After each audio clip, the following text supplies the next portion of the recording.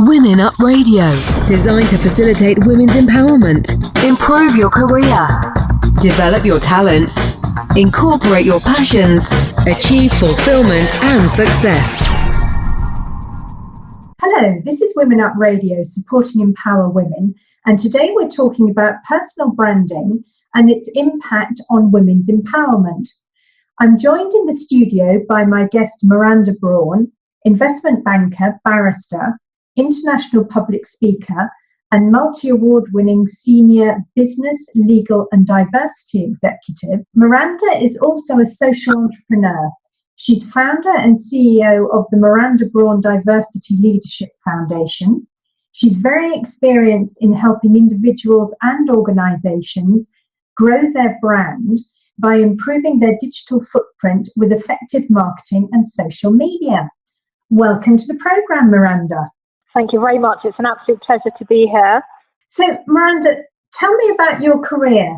You really have such a wide-ranging portfolio career to date, and you've achieved an enormous amount in a very short space of time. So, investment banking, barrister, then creating a foundation, and also a public speaker. How did you start your career? And what led you on this chosen career path, starting with investment banking and then becoming a barrister? Such change. Yes. Well, I've been developing my career over the last 2 decades now, so it has been a while. And I started my career at the age of 18, and that's when I first entered the banking industry. And I've just progressed from there. It really has been organically grown in terms of my portfolio career. Now, I wanted to be a lawyer when I was at school, and I made that ambition come true while working as a sales trader on a trading floor in a large global bank. I think it's so important to strive to achieve your goals, try to achieve your ambitions, and that's what I strive to do within my chosen career. So I have a portfolio career now, which means that I do lots of different things. I'm also a director of legal and transaction management for an investment bank in the City of London, and that's called DIWA. So I've got a day job, and everything else that I do is around the day job.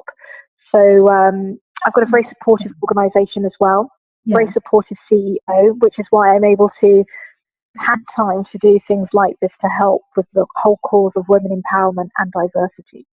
I think that's amazing, really amazing. And tell me more, because you created a foundation about diversity and leadership. So what inspired you to create it and to become a social entrepreneur? Tell me more about that, because that's fascinating. Yeah, so the Miranda Brawn Diversity Leadership Foundation was founded early 2016, and this was following significant diversity gaps within the UK workforce. In order to close the gap and increase all forms of diversity within the UK and beyond, I particularly wanted to focus on race diversity because I was frustrated at the lack of race diversity within the workforce. There were lots of conversations taking place around gender, social mobility, and LGBT. And these are all wonderful conversations that are needed, and action is required as well. But I was disheartened at the lack of action and conversations taking place around race diversity. At the time, a few years ago, it was pretty much the elephant in the room. Yeah. We now have, since I've launched the foundation and the scholarships, there are lots more conversations that are taking place on a wider platform, which is absolutely amazing. Yeah. So young leaders from a Black, Asian and minority ethnic background are provided via my foundation with an opportunity to help prepare themselves for a successful career. Now, this is via our scholarship program. Yeah. And these diversity leadership scholarships are one of the first of their kind because not only do we provide funding, but we provide work experience and mentoring. This year we're awarding up to, it's amazing, and this year we're awarding up to 10 scholarships for the following categories, which do include a few new ones, but for the last few years we've worked with the Prince's Trust, Cancer Research UK, and one school gets a scholarship too. This year it's going to be Bridge Academy based in Hackney, East London. Yeah. And I've got my own CEO who I've mentioned, who is a wonderful support with all the diversity work that I'm doing.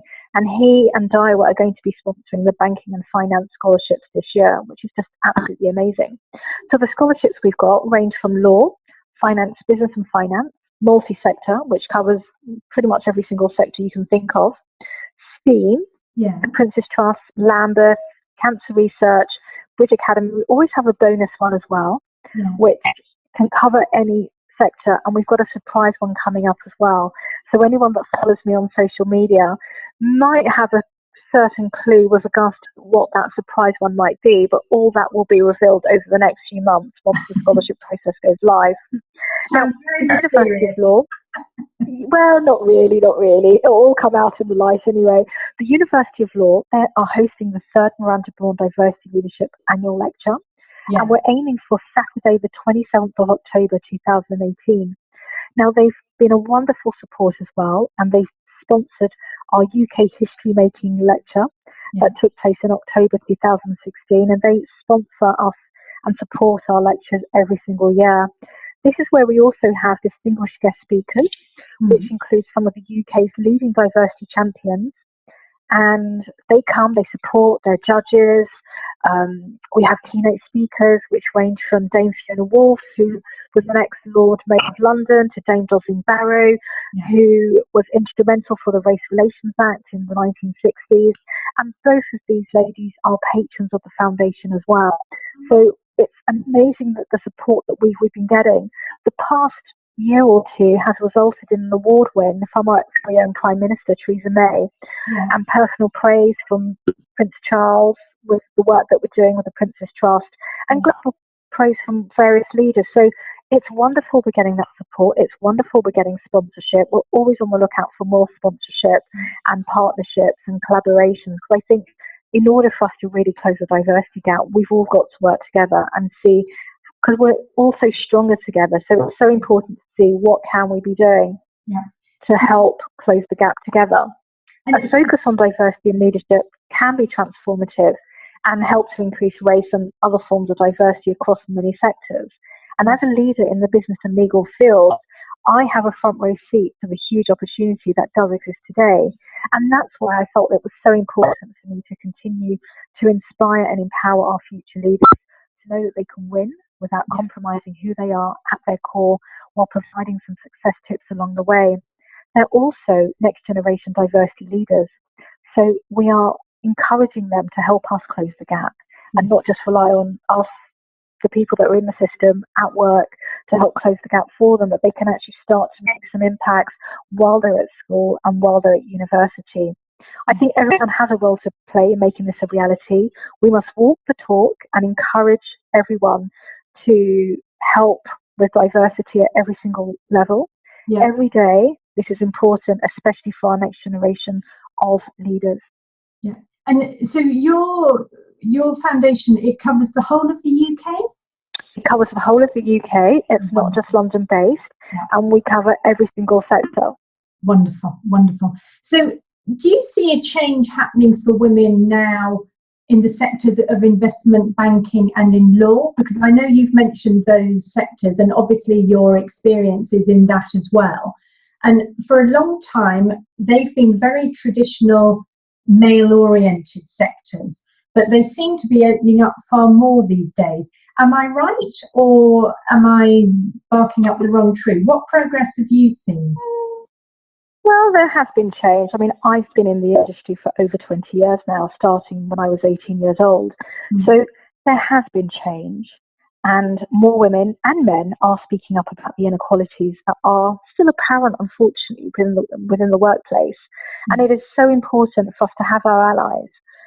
There is more transparency coming through. I mean, we've got the recent gender pay gap reporting that has been highlighted. There are hiring practices that have changed since the 1990s when I entered the workplace. There is unconscious bias training, CV blind policies. So there are laws and policies that have been put in place to help increase women and more diversity in the workplace. But there's a lot more that can be done.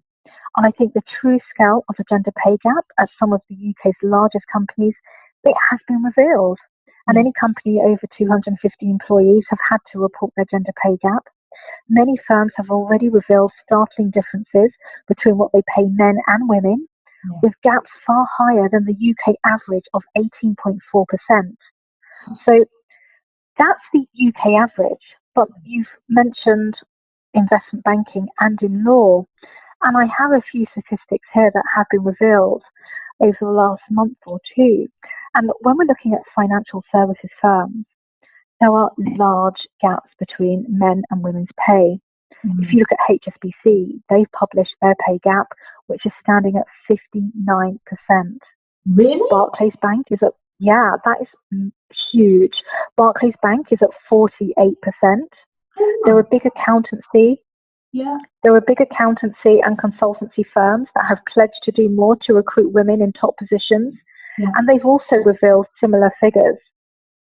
Now, if we're looking at law, there is a similar pay gap when we look at law firms as well. And A&O, Allen & Overy, they have reported that the men get approximately 50% more in terms of the gap in comparison to women when you're looking at the bonuses. Now, they also acknowledge that they have not succeeded in retaining and promoting enough of their best women, and that they have put strategies in place. They've created a gender advisory committee to ensure that it is making progress. Now, that's just one example. I think when we look at these figures, we need to be asking ourselves, what is next? How do we drive real change so that the gender pay gap reporting does not become just an annual tick in the box exercise, but importantly, companies don't just throw resources at tackling the gender imbalance because it's trendy at the moment without really understanding the impact that they're having. Instead, I think the gender pay gap needs to be the catalyst that forces ongoing active conversations that, more importantly, result in action and change. I personally think we also need to have a race pay gap. We need to be looking at the other diversity strands. We always tend to start with gender, so we can use that as an example so that we can also start to look at other diversity areas as well. I think we need to also get the companies need to partner with the government so that we can deliver and ensure that we're delivering long-term, lasting change. I think that's the only way that real change is really going to happen. So to answer your question, is there change happening? Yes, there is change happening, but we still don't have enough women. We still don't have a diverse workforce at the top of the organisation. And that's why we've got this massive pay gap. So not only do we need to look at equal pay, but we also need to look at how can we recruit, retain, and promote a diverse workforce, which clearly includes women as well. But there has been progress. But a lot more is required. I well believe that. But it's good that at least there's a step in the right direction. But I think which is positive, and we've got to stay positive. But at the same time, there is still a lot more that needs to be done. We mustn't sit back. We need to keep fighting. So, absolutely. I know you're very active and an expert in social media, which is great because it means you can get all the information about this out to a lot of people and get it moved round. But I'm very interested, how did you start in social media? Because it's really a fairly radical change from finance and law. That's a very good question. I think, how did anyone start with social media? You know, we all probably do have maybe a LinkedIn or a Facebook, and then Twitter came about, and then Instagram, and now there's Snapchat and everything else. So I think for me, it's just been a natural progression. And I think change is good. You've got to welcome it and you've got to embrace it. And I don't think you can separate finance, law, and social media. I work within a legal department for a financial company, and both sectors, and even outside of law and finance, use social media. Most organizations have social media platforms in some way or another. So I think social media has just become a natural way to market yourself, your service, and your product. So how did I start? In fact, how I actually started, I remember years ago when I was working for a large US investment bank, and our assistant had us all set up on Facebook. I remember when I first started Facebook, I wasn't active at all. I didn't even have a photo for so many years. And then I think something happened over the last 4 years. I just started to get more active. I started to get more involved. I think that was when my portfolio career was launched. I started to get involved in lots of different things. And I wanted to showcase the different charities that I was involved in, or my different board roles. I wanted to raise awareness of diversity, and I thought, well, social media is a wonderful platform. It's a great way to showcase all these wonderful things that's actually happening. So I think it's become an essential way to market and brand yourself, especially if you want to stay ahead of the curve. And it is part of my day-to-day work and my portfolio career. And it is a combination of legal, finance, board advisory, my foundation work, public speaking, diversity work, and all of this is where I can use social media to help promote worthy causes and help to raise the awareness. And that's how it all ties in very nicely. Yeah, it does. I think I love social media. I think it's so helpful when you want to get the message across about something, because it's easy, but also it helps people understand who you are, because when they see what you're talking about, what you're tweeting or posting or things like that, it helps them get to know you and what you stand for, which really is like personal branding, which I know is a field that you're very interested in, because you're also an expert in that. So some people aren't really aware of personal branding and what it means. So can you give us a quick explanation? What is it and how does it affect us? Yeah, so thank you very much for that. So personal branding, it is the practice of people marketing themselves and their careers as brands. It's the ongoing process of establishing a prescribed image or impression in the mind of others about an individual. Now, everyone has a unique personal brand, whether they know it or not. But what we should all be striving for is a powerful, attractive, and visible personal brand. Now, I define that as an online and in-person authentic display of an engaging aspect of your personal and professional activities and interests. When we talk about personal branding, we're referring to establishing and promoting what do you stand for? What is your story? We all have a story. Some of it is similar to others and some of it is very different. There might be a combination. It affects you in a positive or negative way depending on your brand. Opportunity will find you and your business when you have a strong personal brand. Now, if you don't have a powerful and visible personal brand, you are putting yourself at a disadvantage in almost every aspect of your professional, business, and personal life. I think personal branding has become a requirement for anyone looking to grow their business. Get a better job, get noticed by the press, take their career to the next level, or meet new high-quality friends. Our work lives and our social lives are changing constantly, and the hazards of fading into the background are detrimental, to say the least. But it's so important to understand the beauty of it and to know that you are already a brand. People around us have a perception of who we are and how we make things happen for our companies, for ourselves, and for the world. Personal branding, a bit of background, a bit of history, it was a term coined by Tom Peters in 1997. And personal branding has started to become a powerful term for most individuals and companies that want to distinguish themselves from those around them. It's what sets you out from and what makes you different from the person next to you. But we must also understand that personal branding is not self-promotion. It is in fact a never-ending yet fulfilling process of enhancing our lives, empowering ourselves and becoming great role models, mentors and voices that matter. It's important to view your personal brand as an asset, as your very own trademark, but it's important to manage it and to be very mindful of where you are and with whom you are with, and ask yourself whether they are able to perceive and experience the brand you. Now, to end this, I'm going to quickly go through 8 reasons why I tell people, and I advise people come to me all the time and say, you've got such a great personal brand, your social media platform, on and offline, you do so much. how can I raise my profile without having to spend lots of money hiring a PR company to do it for me? And there are really many ways, cost-effective ways of doing it.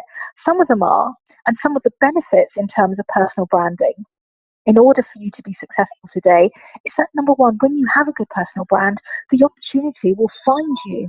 There are a few reasons why I tell people it's important to have a top-notch personal brand if you want to be successful today. And the first one is opportunity will find you. When your personal brand is attractive, customers, clients, press, even companies looking to hire will find you and reach out to you. I have received and got media appearances, speaking engagements, writing opportunities because I get noticed and people have reached out to me. There's the power of online networking. And when you have a compelling personal brand, people who find you interesting and desirable, willing to connect with you. I get dozens and dozens of LinkedIn and Twitter and Facebook and Instagram connections every day. People look at my profile, they follow me, they want to know more about me, more about my associated work portfolio, and also asking the question, how can they help or how can I assist them? And it goes back to the whole collaboration. How can we all work together? Yeah. In-person networking power is so important as well. And I think when I'm at, for example, when I'm at a networking event, I engage with others. I have many aspects of my brand to share, and that helps when you've got a strong personal brand online and offline as well. And it's so important that we touch upon the offline personal branding. Yeah. I think it really makes something more interesting when you have lots of different facets to your personal brand, rather than just, hi, my name is X and I sell Y, rather than, my name is Miranda, for example, and I focus on many different topics and areas such as entrepreneurship, foundation, charity, diversity, next generation, women's empowerment, social media, board work, non-profit work, and much more. That engages with people, where people are like, wow, number one, how do you do it all? But also, number two, you're able to engage a lot more people when you have diversified yourself and your personal brand. It helps you to build your business. It helps you to get hired. Research has shown that 84% of hiring managers use social media to hire, 96% use LinkedIn, and 53% use Twitter. Many companies will post jobs on Twitter before anywhere else. And the most revealing statistic is that 66% of hiring managers are using Facebook to hire. And the reason why they're doing that is because they realize that they can find out a lot more about you by looking at your social media than what's just on your CV. I think it's so important that when you are active on social media that you do think about the image and the messages that you are leaving. It gives the opportunity to make new friends. Yes. I have had so many people reach out to me online and offline who have become friends now, and we work together to achieve lots of different things. It helps you to achieve success, and it also enables you to have confidence. Developing your personal brand does require you to find your authentic voice. It's the process of creating one and developing who you are, the unique you. And when you